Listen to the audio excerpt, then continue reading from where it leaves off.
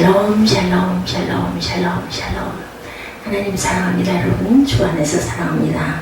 오늘은 사무엘상 2장 18절에서 30절 말씀을 중심으로 하나님을 귀하게 여기는 자가 받는 축복, 이런 것을 한번 저희들 함께 묵상해 보도록 합니다. 18절의 시작은 사무엘은 어렸을 때 세마포 에봇을 입고 야훼 앞에서 섬겼다. 이제 한나가 하나님께 축복을 받아서 아들을 낳죠. 그리고 그 아들은 하나님께 구하였다라는 이름으로 사무엘이라는 이름을 받습니다. 그리고 하나님께 서운한 대로 한나는 아이가 돌이 될 즈음에 엘리 제사장에게 데려다 주죠. 지금으로 말하면 아이가 교회에서 자랍니다. 목사님 아래서 자라는 그러한 그 훈련 속에서 에봇이라 하면은 제사장의 옷이죠. 아주 작은 어린 제사장의 모습으로 그렇게 자라는 그러한 사무엘, 귀하게 섬기는 모습 속에서 하나님께서 사무엘에게 주시는 축복, 그런 자들에게 하나님께서 축복을 주시죠. 사무엘상 2장 마지막 절 30절에 그러므로 이스라엘의 하나님 나 야훼가 말하노라 내가 전에 내 집과 내 조상의 집이 내 앞에 영원히 행하리라 하였으나 이제 나 야훼가 말하노니 결단코 그렇게 하지 아니하리라. 나를 존중히 여기는 자를 내가 존중히 여기고 나를 멸시하는 자를 내가 경멸하리라. 이렇게 말씀합니다. 이것은 출애굽기 29장 9절에도 같은 말씀이 나와 있습니다. 사람은 누구나 인생에서 성공하기를 원하죠. 스펙을 많이 쌓거나 노력을 많이 하거나 학위를 많이 따거나 그럼 성공할 수 있을까? 그런데 꼭이 그렇게 되지만은 않습니다. 물론 그러기 위해서 그런 여러 가지들을 열심히 하는 사람들이 성공률이 있기는 하지만 인생의 모든 역사는 하나님 손안에 들어있죠. 이제 한나는 그것을 너무너무 뼈저리게 절감을 했어요. 그죠? 아들을 하나님께 구하여서 갖게 되고 나니 너무나 너무 감사해서 이 모든 역사는 하나님께서 하신다라는 것을 깨달아 알게 됩니다. 사무엘상 2장 6, 7절에 그래서 한나의 고백이 나오죠. 야훼는 죽이기도 하시고 살리시기도 하시고 그리고 수월에 내리기도 하시고 거기에서 올리기도 하시는도다. 7절에 야훼는 가난하기도 하시고 부하기도 하시고 낮추시기도 하시고 높이시기도 하신다. 이렇게 고백을 합니다. 인생 만사가 하나님의 손안에 달려있다라는 거죠. 만사 형통했다고 알려진 솔로몬도 비슷한 고백을 하죠. 그런 인간의 힘으로 되는 게 하나도 없음을 강조하죠. 시편 127편 1, 2절에 야훼께서 집을 세우지 아니하시면 세우는 자의 수고가 헛되며 야훼께서 성을 지키지 아니하시면 파수꾼이 깨어있음이 헛되도다. 너희가 일찍 일어나고 늦게 누우며 수고의 떡을 먹음이 헛되도다. 이 말씀을 보면 주어가 여호와 하나님이십니다. 인생의 주어는 내가 아니라 하나님이시라는 거죠. 하나님이 축복하시지 않으면 배경이 좋고 스펙을 많이 쌓고 노력을 아무리 한다 하더라도 온전케 되질 수가 없다. 귀한 결실을 맺을 수가 없다라는 거죠. 그래서 무엇보다 먼저 하나님과 좋은 관계를 맺는 것이 가장 중요하다. 그리고 하나님에 대한 바른 태도를 가져야 되고 그게 바로 바른 신앙이고 바른 신앙을 가지면 반드시 인생에서 성공할 수가 있다. 오늘 본문에 그 사실을 증거하는 내용이 나옵니다. 우리 함께 묵상하도록 하죠. 인생의 흥망성쇠는 하나님에 대한 태도에 따라서 좌우된다는 겁니다. 본문은 BC 11세기 이스라엘의 사사시대의 말년을 배경으로 하고 있습니다. 본문에 보면 엘리와 그 아들들이 나오고 한나와 그 아들 사무엘이 나옵니다. 양쪽이 교차적으로 소개가 되죠. 한쪽은 망했고 다른 한쪽은 흥했습니다. 그 원인을 분석해보면 중요한 사실을 발견할 수 있는데 인간의 흥망성쇠가 하나님께 대하는 태도에 따라서 좌우된다라는 교훈을 우리가 볼 수가 있습니다. 아까 제가 읽어드린 대로 본문 30절 오늘 중심 구절이죠. 18절에서부터 30절 그곳 30절 후반부에 보면 하나님께서 말씀하시는 부분이 나를 존중히 여기는 자를 내가 존중히 여기고 나를 멸시하는 자를 내가 경멸하겠다 이렇게 말씀합니다. 사람이 하나님을 존중히 여기고 귀히 여기면 하나님이 그 사람을 귀히 여기신다라는 거죠. 반대로 사람이 하나님을 멸시하고 소홀히 여기면 하나님이 그 사람을 경멸하신다라고 했습니다. 그러니까 우리가 정리하자면 하나님을 귀히 여기면 축복이 임하고 하나님을 무시하면 저주가 임한다라는 겁니다. 이것은 변치 않는 인생의 진리라고 저는 생각을 합니다. 성경은 이런 법칙을 여러 군데서 누누이 증거합니다. 하나님을 귀히 여기는 것은 하나님을 높여드리는 것이고 하나님을 천히 여기는 것은 하나님을 낮춰서 아주 하잘것없이 온전치 못한 그런 모습을 보이는 것이 바로 하나님을 낮추는 거죠. 야고보서 4장 10절에 주 앞에서 낮추라 그리하면 주께서 나를 높이시리라. 주 앞에서 나를 낮추라는 겁니다. 그랬을 때 하나님이 너를 높여주신다라고 야고보 사도가 말합니다. 자신을 낮추고 하나님을 높이면 하나님이 그런 사람을 반드시 축복하시고 높여주시고 귀히 써주신다. 그런 저와 여러분 되시기를 주님의 이름으로 축복합니다. 두 번째, 하나님을 귀히 여기는 자의 축복, 번성하고 존귀케 하는 복이 있다. 첫 번째는 인간의 흥망성쇠는 하나님을 대하는 태도에 따라서 좌우된다. 두 번째는 하나님을 귀히 여기는 자는 번성하고 존귀케 되는 복을 주신다라고 합니다. 본문에 한나 가문과 사무엘은 정말 번성하고 존귀한 복을 받게 되죠. 반면에 엘리와 그 가문은 망합니다. 그 당시 엘리는 대단한 조건을 갖춘 사람이었죠. 그 가문은 당대 최고의 명문가였고 왕이 다스리던 시절로 사사가 다스리던 소위 사사시대였다.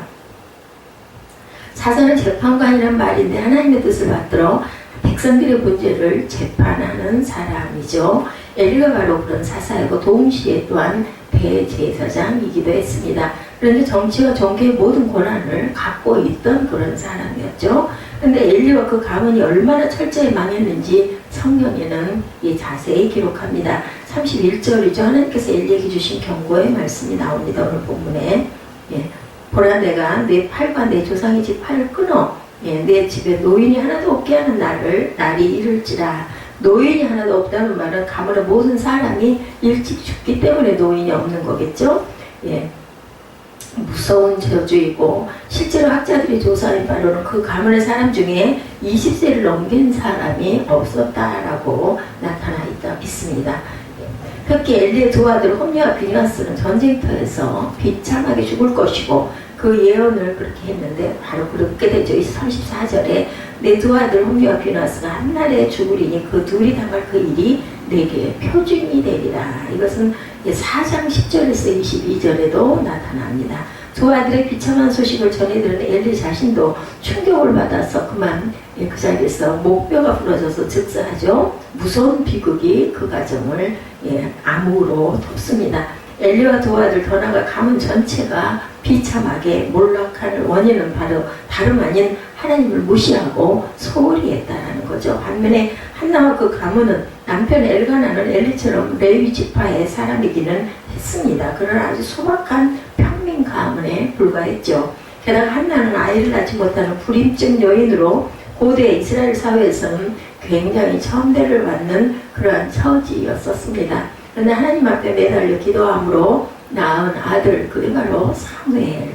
그 이름은 하나님이 들으셨다라는 뜻입니다. 사무엘이라는 뜻은 기도 응답이라는 거죠. 한나와 엘가나는 하나님의 은혜가 너무 감사해서 사무엘을 하나님께 바칩니다. 그 후에 하나님의 그 가문을 축복하기 시작하죠. 야훼께서 한나를 돌보시다 그로 하여금 맹신하여 그 이후에 세 아들과 두 딸을 또한 낳게 하셨고 자식을 낳지 못하던 한나가 3남 2녀를 더 출산하게 됩니다.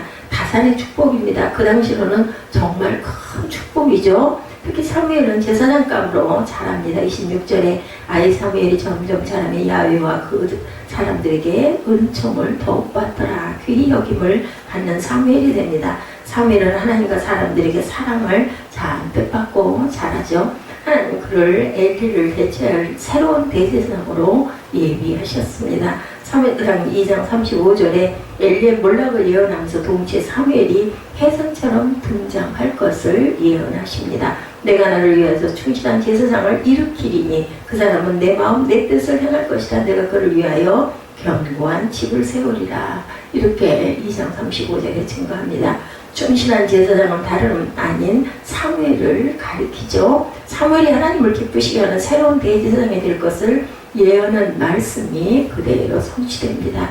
이와 같이 양쪽 가문을 비교해 보면 굉장한 그죠 아이러니한 사실이 그대로 실천이 됩니다.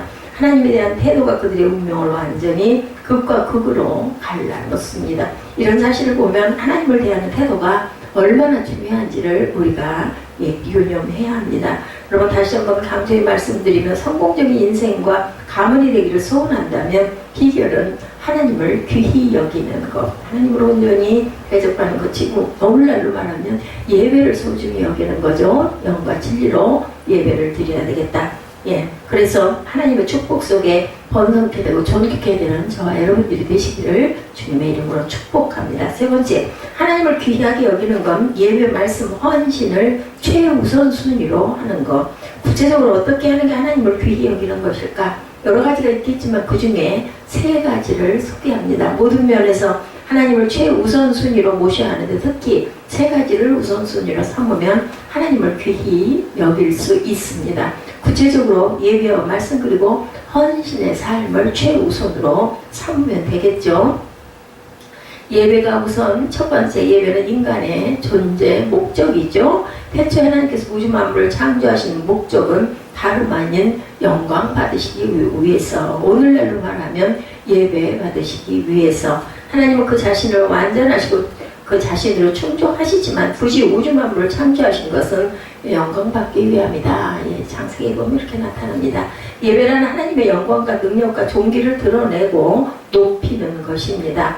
예, 마치 예술가가 어떤 목적으로 작품을 만들까 그것을 보면 자신의 사상, 감정 그리고 자신의 영광을 드러내는 것이 목적이겠죠. 예, 훌륭한 예술 작품 속에는 그 예술가의 혼이 담겨 있습니다. 그 예술가의 모든 모습이 성품이 담겨 있죠. 음악가 뭐 누구 하면 그 사람의 유형이 나타납니다. 미술가 누구 하면은 그 사람의 그분은 그런 모습을 많이 그렸지, 이렇게 우리가 그 분에 대해서 깊이 많은 작품을 보고 연구하면은 그런 부분이 보여집니다. 이런 거와 마찬가지로 그 작품을 감상하는 사람들의 찬송을 받는 게 예술가의 기쁨이죠. 그와 마찬가지입니다. 우주 만물이 우리 인간도 하나님의 영광을 찬양하는 예배자로 창조된 것입니다. 하나님의 영광을 드러내기 위해서. 그러나 우리가 잊지 말아야 할 중요한 사실, 그것은 하나님의 인간을 창조하신 것은 행복을 위해서가 아니라 예배를 위해서라는 사실을 우리가 알아야 되겠다. 그러므로 행복보다 예배가 우선이고 예배에 성공하면 우리가 행복해집니다. 예배와 행복은 마치 동전의 양면과도 같다. 인간이 불행한 근본적 이유는 예배를 제쳐두고 행복을 우선시하기 때문입니다. 모든 피조물은 창조의 목적을 잘 수행합니다. 하늘은 하나님의 영광을 드러내고 식물과 동물과 만물이 하나님의 신비로운 능력을 나타냅니다. 그런데 인간이 문제죠. 아담 이후 인간이 하나님을 높이는 대신 자신을 높이려고 하죠. 그게 바로 하나님을 배반한 것이고 창조주에 대한 범죄다. 그로 인해서 인간은 영원히 멸망할 수밖에 없는 운명에 처합니다. 다행히 하나님께서 독생자 예수 그리스도를 인간의 모습으로 보내셔서 대속의 십자가를 지게 하심으로 인하여 십자가 복음을 믿는 자마다 어때요? 영생을 하게 하려 합니다. 우리가 잘 아는 요한복음 3장 16절에 말씀하죠. 하나님이 세상을 이처럼 사랑하사 독생자 예수 그리스도를 주셨으니 그를 믿는 자마다 영생케 하려 함이라, 이렇게 말씀합니다. 우리를 구원하시고 하나님의 자녀로 삼으시는 목적도 역시 예배 받으시기 원함임을 압니다. 본문의 사무엘의 가문이 예배를 통해 하나님을 귀하게 여겼고 그 결과 하나님의 놀라운 축복을 받는 것을 우리가 확인할 수가 있죠. 19절에 그의 어머니가 매년 드리는 제사를 드리러 그의 남편과 함께 올라갈 때마다 작은 겉옷을 지어다가 그에게 주었더니 그가 누구예요? 사무엘이죠. 실로에는 성전의 전신 성막을 모신 성소가 있었습니다. 엘가나와 한나 가족들은 매년 절기가 되면 그곳에 가서 예배를 드린 것을 본문을 통해서 알 수가 있겠죠. 그들의 거주지는 라마였는데 먼 길을 가서 예배를 드립니다. 평소에는 라마에서 수시로 하나님을 찬양하며 예배를 드렸겠죠. 예, 사무엘을 실로에 보낸 후로는 매년 그곳에 갈 때마다 작은 겉옷 에봇을 지어다 입혔다. 에봇은 제사장 옷이에요. 작은 제사장의 모습으로 아이를 옷을 입히죠. 꼬마 제사장의 셈이죠. 사무엘도 이렇게 예배자로 자랐습니다. 그 모습을 하나님이 기뻐하셨고 사무엘과 그 가문을 축복하셨습니다. 반면에 엘리와 그 아들들의 모습은 예배를 소홀히 여기죠. 멸시하다 못해 예배를 회방합니다. 사무엘상 2장 17절에 이 소년들의 죄가 야훼 앞에 심히 크면 그들의 야훼 제사를 멸시함이었더라. 홈리와 비누아스는 아버지 엘리를 이어서 제사장이 되었는데 그 당시 제사장은 세습제였었죠. 그런데 재물을 빼어 먹습니다. 부분에 보면 백성들이 재물을 가져오면 먼저 하나님께 드리고 제사장에게 배정된 목만 챙겨야 되는데 제일 먼저 좋은 것을 독차지합니다. 도둑질, 헌금을 도둑질하는 거죠. 그런 모습을 보고 하나님이 얼마나 마음이 아프셨겠나. 29절이죠. 너희는 어찌하여 내가 내 처소에서 명령한 내 재물과 예물을 밟으며 내 아들들을 나보다도 중요하게 여겨 내 백성 이스라엘이 드리는 가장 좋은 것으로 너희를 살찌게 하느냐. 애들에게 이렇게 야단치는 모습이 나타납니다. 하나님의 탄식이죠. 그들이 하나님이 가장 싫어하는 짓을 했기 때문에 어찌 온전하겠느냐. 당연하죠. 하나님의 예배를 얼마나 중요하시는지 예수님도 직접 말씀하십니다. 요한복음 4장 23절이죠. 우리가 잘 아는 말씀입니다. 아버지께 참되게 예배하는 자들은 어떻게 영과 진리로 예배할 때가 오나니 곧 이때라. 아버지께서는 자기에게 이렇게 예배하는 자들을 찾으신다라고 말씀합니다. 여기서 찾다라는 단어는 애타게 갈망한다, 소망한다라는 뜻입니다. 인간이 모두 타락해서 하나님을 예배하지 않으니까 하나님보다 세상 것들을 더 좋아하고 마음을 빼앗겨 버리니까 아버지께서는 안타까워하십니다. 그러므로 예수 믿고 구원받은 성도들이 참된 예배자들이 되어야 된다. 영과 진리로 드리는 예배자들이 되어야 된다. 영은 스피릿, 그죠? 성령입니다. 진리는 말씀이죠. 이러한 그 마음으로 예배를 드려야 되겠다. 그때 하나님이 기뻐하시고 축복하신다. 예배는 횟수도 중요하지만 가장 중요한 것은 태도, 영과 진리의 모습입니다. 주일 예배는 기본 중에 기본이고 여러 번 예배를 드리는 것이 최소한 수요 예배, 금요 철야, 주일 예배, 그리고 새벽 예배 이런 모습으로 우리가 예배를 드려야 되겠죠. 교회 자주 나오시는 것이 좋고 혹시 여건이 안 되면 개인적으로라도 예배를 드릴 줄 알아야 되겠다. 가정에서 그래서 가정 예배들을 드립니다. 개인적으로 하나님 앞에 겸손히 무릎 꿇고 기도하고 예배하는 시간을 가져야 되죠. 그럴 때 하나님과의 온전한 관계가 유지되고 인생이 형통하게 됩니다. 성경은 분명히 증거합니다. 예배 생활이 성공하면 인생에서 반드시 성공한다. 예배 생활에서 실패하면 인생에서 반드시 실패한다. 그런 사례들이 성경에 곳곳에 수록되어 있습니다. 그리고 역사 속에 우리 주변에서도 그런 사례들을 얼마든지 찾아볼 수가 있죠. 콜게이트 치약을 만든 회사의 설립자인 윌리엄 콜게이트의 이야기입니다. 콜게이트는 미국에서 가장 많이 쓰는 치약이고 전 세계 학억이 사용하는 유명한 치약이라고 합니다. 윌리엄 콜게이트는 원래 영국 출신으로 아주 가난한 집안에서 자라났습니다. 게다가 아버지가 중풍병자였고 어머니는 결핵 환자였습니다. 하도 가난해서 소망이 없게 돼서 미국으로 떠날 결심을 합니다. 떠나는 그에게 어머니는 눈물을 흘리며 어디 가든지 꼭 주의를 지키라고 당부하십니다. 그런 돈이 없어서 무임승선을 했는데 그만 들키고 맙니다. 선장 앞에 끌려갔는데 다행히 선장이 동네 어른이어서 낯이 익은 분이었습니다. 선장은 그의 사정을 듣더니 그의 손을 붙들고 기도해 줍니다. 그리고 중요한 교훈 3가지를 지키라고 말합니다. 언제 어디서 뭘 하든지 하나님을 제일주의로 살아라. 돈을 벌면 많든 적든 11조를 하고 예배를 잘 드려라. 이 3가지 하나님 우선주의, 11조 그리고 꼭 예배를 드려라. 3가지를 당부합니다. 하나님 말씀대로 정직하고 성실하게 살라고 이야기합니다. 그러면 반드시 하나님이 너를 성공하게 해주실 것이다. 그리고 그 교훈을 가슴에 새기고 이 소년은 자랐습니다. 뉴욕에 도착해서 먼저 교회에 등록을 하고 열심히 신앙생활을 합니다. 가난했지만 기쁨이 있었습니다. 처음에는 비록 공장 직공으로 시작했지만 하나님이 축복하시고 콜게이트 회사를 설립하게 되고 마침내 대기업으로 키우게 되죠. 그가 이렇게 크게 성공한 것의 배경에는 그 조건 하나 때문이 아니고 부지런히 노력도 했지만 무엇보다 하나님을 귀히 여기고 예배를 우선시하고 11조를 꼭 했기 때문이다. 아무쪼록 저와 여러분도 예배하는 것을 모든 일보다 우선시하고 하나님을 기쁘시게 하고 자녀들에게도 또한 이런 삶을 가르쳐서 물려주시기 바랍니다. 그래서 하나님의 축복으로 승리하시기를 주님의 이름으로 축복합니다. 두 번째, 말씀이 우선이 돼야 되죠. 말씀은 아까 말씀드린 대로 진리입니다. 성령과 진리, 영과 진리죠. 예, 하나님은 우리 눈으로 보이지 않습니다. 영이시기 때문에. 그러나 성령을 통해서 우리와 늘 함께 계십니다. 그리고 또 하나 중요한 방식으로 우리 함께 하시죠. 무엇으로? 말씀을 통해서. 성경 66권 안에 있는 모든 말씀이 말씀이 육신이 되었다. 예수님은 바로 말씀이십니다. 하나님에 대한 어떤 태도를 갖고 있는지 평가하는 방법 중 하나가 바로 말씀을 대하는 저와 여러분의 태도입니다. 보이는 말씀에 대한 태도가 보이지 않는 하나님에 대한 태도라는 것이죠. 하나님을 귀하게 여기는 사람은 하나님의 말씀 또한 귀하게 여깁니다. 달고 오명한 그 말씀이 되죠. 우리 찬송하죠. 예, 생명의 말씀이 됩니다. 엘리와 그 아들들은 하나님 말씀을 무시했습니다. 사무엘상 2장 12절에 엘리의 아들들의 행실이 나빠 야훼를 알지 못하더라. 여기서 알다라는 단어는 히브리어로 야다. 여러분들 아시죠? 깊이 체험하는 그런 내용입니다. 체험적 지식을 의미합니다.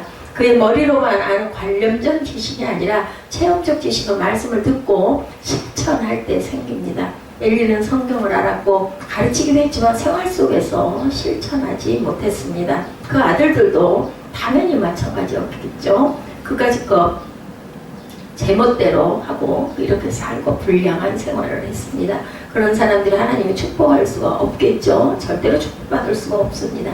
인생이 잘 되려고 해도 도저히 잘 될 수가 없고 망하지 않으면 오히려 그것은 이상한 일입니다. 반면에 사무엘과 그 가족들은 늘 말씀을 듣고 곧대로 순종하는 사람들, 특히 사무엘은 사무엘상 3장 10절에 여호와께서 임하여서 전과 같이 사무엘아 부르시는지라 사무엘이 이르되 말씀하옵소서 주의 종이 듣겠나이다. 이렇게 성경에서 증거하죠. 어린 사무엘이 그 말씀에 얼마나 신실하게 반응했는지를 증명해주는 모습입니다. 성경을 연구해 보면 누누이 강조하는 부분이 있습니다. 하나님의 말씀에 대한 태도가 인생의 성패를 좌우합니다. 그 대표적인 구절이 신명기 28장이죠. 축복의 장이라고 하는데 정확하게 말하면 축복과 저주의 장입니다. 이렇게 하면 너희가 축복을 받고 이렇게 하면 너희가 저주를 받을 것이라 이렇게 나타났습니다. 1절과 14절은 축복의 메시지, 그리고 15절에서 자그마치 68절까지는 저주의 메시지가 나타나 있습니다. 28장 1, 2절에 보면 내가 내 하나님 야훼 말씀을 삼가 듣고 내가 오늘날 내게 명령하는 모든 명령을 지켜 행하면 내 하나님 야훼께서 너를 세계 모든 민족 위에 뛰어나게 하실 것이다. 2절에 내가 내 하나님 야훼 말씀을 청종하면 이 모든 복이 너에게 임하리니 내게 이르리니 말씀을 신중히 듣고 순종하고 실천하면 그 속에 그 사람에게 축복이 임하고 그리고 그 사람의 인생이 내가 너와 함께 동반하겠다, 동행하겠다, 함께 하겠다라고 말씀합니다. 축복이 붙어 다닌다라는 이야기죠. 그리고 신명기 28장 15절에 보면 내가 만일 내 하나님 야훼 말씀을 순종하지 아니하면 내가 오늘날 내게 명하는 그 모든 명령과 규례를 지키지 아니하면 이 모든 저주가 내게 임하며 내게 이를 것이니 이렇게 말씀합니다. 말씀을 듣지 않고 불순종하면 저주가 임하고 그 저주가 쫓아다닌다 이런 말씀이죠. 그럴 수밖에 없는 이유, 하나님을 사랑하면 그 하나님은 반드시 말씀을 사랑하고 지키게 됩니다. 예수님이 말씀하시죠. 요한복음 14장 21절에 나의 계명을 지키는 자라 나를 사랑하는 자니 나를 사랑하는 자는 내 아버지께 사랑을 받을 것이요 나도 그를 사랑하여 그에게 나를 나타내리라 이렇게 말씀하셨죠. 그에게 나를 나타내리라. 주님이 함께 하시고 역사하겠다라는 뜻입니다. 다시 말하면 반드시 축복하겠다라는 거죠. 말씀을 귀히 여기고 말씀대로 사는 사람은 절대로 하나님께서 버리시지 않고 등 돌리시지 아니한다는 걸 그렇기 때문에 우리는 말씀을 귀하게 여기고 또한 그 말씀을 귀하게 여겼으면 어떻게 될까요? 생활 속에서 우리가 실천하려고 노력해야 합니다. 내 마음대로 되지 않을 때는 성령께 부탁드려야 되겠죠? 성령님 나와 동행하여 주시옵소서. 나를 지켜 보호하여 주시옵소서. 뭐예요? 기도해야 될 줄로 믿습니다. 그리고 세 번째로는 우선은 헌신. 헌신이 우선이 돼야 되겠다. 한나와 그 남편 엘가나는 사무엘 어둠에 젖을 떼자마자 하나님께 제사장으로 바칩니다. 하나님 앞에. 사무엘상 1장 27, 8절이죠. 이 아이를 위하여 내가 기도하였더니 내가 구하여 기도한 바를 야훼께서 내게 허락하신지라. 그러므로 나도 그를 야훼께 드리되 그의 평생을 야훼께 드리나이다 하고 그가 거기서 야훼께 경배하니라. 하나님께 서운한 것을 지킨다라는 거죠. 그들의 입장에서 생각해 보면 불임증으로 고통받다가 얻은 아들이 얼마나 귀할까. 그렇지만 하나님이 주셨기 때문에 하나님께 약속한 대로 하나님께 드립니다. 먼 곳 실로에 맡겨놓고 돌아설 때 그 어린 꼬마, 젖먹이 꼬마, 이제 돌된 아이를 놓고 돌아설 때 엄마의 마음, 가족의 아버지의 마음은 어땠을까. 찢어지는 그 아픔이었을 것입니다. 가장 귀한 아들 최고의 것으로 하나님께 드린 겁니다. 약속을 지킨 거죠. 본문 18절에 보면 그런 헌신의 모습으로 사무엘도 자랐음을 알 수가 있습니다. 사무엘은 어렸을 때 세마포 에봇을 입고 야훼 앞에서 섬겼더라. 그러니 하나님이 그들을 기뻐하시고 축복하실 수밖에 없겠죠. 하나님은 하나를 드리면 열을 주시고 100을 주시는 30배, 60배, 100배로 축복해 주시는 분이죠. 엘리와 그 아들들은 반대로 하나님께 드리기는커녕 백성이 드리는 것까지 착복을 합니다. 입마에 포켓을 하죠. 29절 30절에 너희는 어찌하여 내가 내 저수에서 명령한 내 재물과 예물을 바르며 내 아들들을 나보다 더 중히 여겨 내 백성 이스라엘이 드리는 가장 좋은 곳으로 너희들을 살찌게 하느냐. 하나님께서 엘리에게 나무라시죠. 그러므로 이스라엘의 하나님 나의 야훼가 말하노라. 내가 전에 내 집과 내 조상의 집이 내 앞에 영원히 행하리라 하였으나 이제 나의 야훼가 말하노니 결단코 그렇게 하지 아니하리라. 나를 존중히 여기는 자를 내가 존중히 여기고 나를 멸시하는 자를 내가 경멸하리라. 하나님의 그동안 엘리가물에 베푸신 은혜와 축복이 얼마나 많았는지 모르죠. 그런데 그가 배운 망극한 모습을 보고 화가 나신 하나님은 그들에게 이제는 축복을 거두겠다고 진노하십니다. 우리의 모든 게 하나님이 주신 거죠. 게다가 멸망할 수밖에 없었던 우리를 구원해서 하나님의 자녀로 삼으셨습니다. 그러므로 모든 게 하나님의 소유죠. 우리는 청지기, 관리인에 불과하다는 것을 잊지 말아야 되겠다. 그러므로 모든 건강, 시간, 물질, 재능을 하나님의 영광 앞에 드러내는 도구로 선용해야 됩니다. 사리사욕을 취하면 안 되겠죠. 로마서 6장 14절 13절에 바울이 증거하죠. 또한 너희 지체를 불의의 무기로 죄에게 내주지 말고 오직 너희 자신을 죽은 자 가운데 다시 살아난 자 같이 하나님께 드리며 너희 지체를 의의 무기로 하나님께 드리라. 이렇게 말씀합니다. 무기는 도구를 의미하죠. 악기를 예로 들면 하나님의 은혜가 감사하면 하나님의 영광을 위해서 연주해야 되겠습니다. 그럴 때 하나님이 계속해서 축복해 주시겠다라는 거죠. 그리고 존귀케 해주십니다. 이런 원칙에서 벗어나면 하나님이 거두어 가실 수도 있음을 우리가 오늘 본문을 통해서도 깊이 깨달아야 합니다. 어느 피아니스트 권사님의 이야기, 옛날의 이야기입니다. 오래전에 천국에 가셨는데 살아생전에 평생 예배자로 섬긴 분입니다. 요즘에는 피아노를 기본으로 많이들 치지만 몇십 년 전, 4, 50년 전만 해도 피아노 치는 사람들이 굉장히 귀했죠. 그래서 그분은 교회에서 굉장히 아끼는 존재.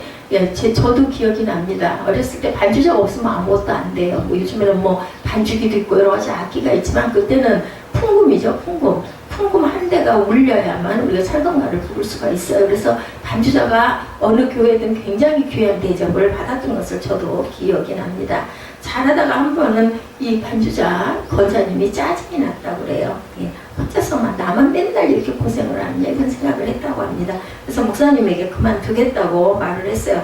근데 얼마 후에 이상한 일이 이 권사님에게 생겼습니다. 물론 이제 젊을 때 얘기니까 그때는 권사가 아니었겠죠. 손이 마비가 돼서 피아노를 칠 수가 없는 기가 막힌 상황이 일어납니다. 아무리 병원을 찾아다녔지만 아무도 그것을 원인을 알아내지 못하고 눈물로 세월을 보냈습니다.